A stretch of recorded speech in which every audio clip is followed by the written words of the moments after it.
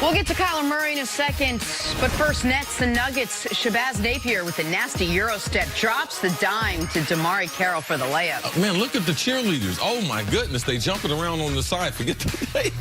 That was the first thing I noticed. Watch them jumping up and down. Oh, yeah. His teammates knew it was coming. They got excited. Is that D'Angelo? Oh, yeah. That is D-Russ. He's excited for his teammate. That's a good teammate right there. They're having a lot of fun in Brooklyn. Yeah. Bucks and Wizards now. Giannis getting the steal coast to coast before dropping the hammer. 2 of his 43 on the night. I watched this game last night. Giannis was spectacular from start to finish.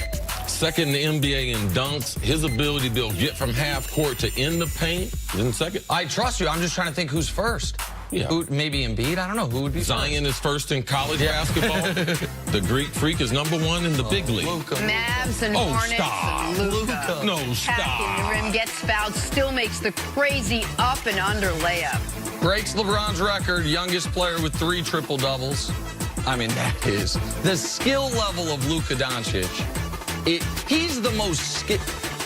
We knew he had a lot of skill, but I think we're a little more surprised with his athleticism and his passing ability, Nick. So good.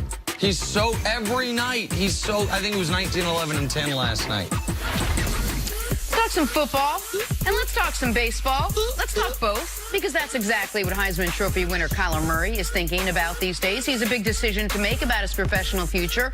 Will it be the NFL, or will it be the MLB?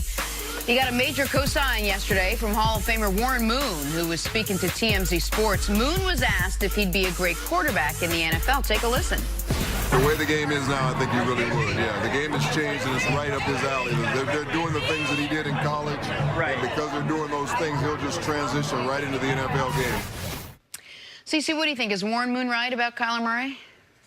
Well, this is the thing, and Warren Moon is like a lot of coaches, and talking to coaches and scouts, they're looking at things different. And it's time the NFL to start making some changes, that the NFL on Sundays is starting to look like football on Saturdays.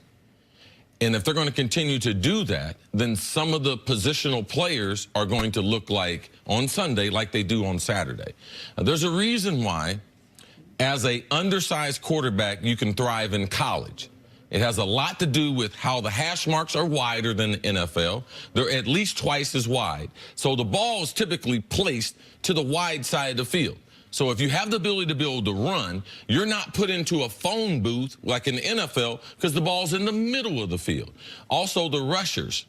There's better rushers in the NFL, of course, and they're more disciplined. They're more disciplined to make that quarterback stay in the pocket. So with that discipline, height becomes an issue.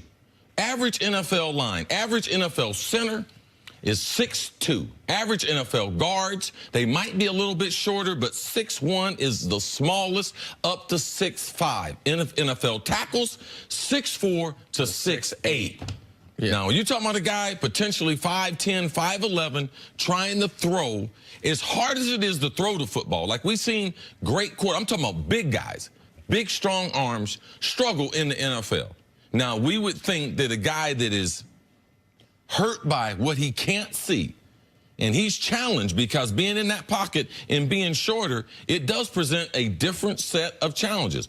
Warren Moon's right, though. The NFL is going to start to because of the play calling, and #1 is because they protect the quarterback. You can't land on the quarterback, so a smaller guy, he doesn't have to take the brutal punishment that the older quarterbacks had to, and because the game is more wide open, and because there's more plays that they know they can run right now and that transfer to the league that we didn't have before. If he'll protect himself, because that's the other part of the quarterbacks that are elite level athletes, make sure that you recognize what I got away with in college, I'm not necessarily going to get away with in the pros, and don't look to run immediately. Russell Wilson learned that early and has been brilliant at using his legs when he needs to and avoiding the big hits, because a lot of that protection you're talking about, that is eliminated once they get outside of the pocket, once they become a runner. Like, then they get treated more like a real, not totally like a regular football player, but more so than within the pocket. The question is, does he reach the minimum height threshold? And what is the minimum height threshold in 2019? That is, every discussion surrounding Kyler Murray is going to be about how tall he is. Because we've seen the tape, we know what his arm is, we know what his athleticism is, we know what his production was, his intangibles, all of those he checks the boxes. His winning, like, checks all those boxes. Maybe not the experience that would be ideal, but aside from that, it's not like it's because he couldn't get on the field because he's behind a bum, he was behind Baker Mayfield. It's Drew Brees, or Baker Mayfield 6'1" listed. Drew Brees 6 feet. Russell Wilson's 5'11". Oklahoma says Kyler Murray is 5'9" and 7/8 of an inch. So let's call him 5'10". And I saw a picture of you and he from this weekend. Yes. 5'10" checks out. So it's 1 inch shorter than the shortest successful quarterback we've ever seen.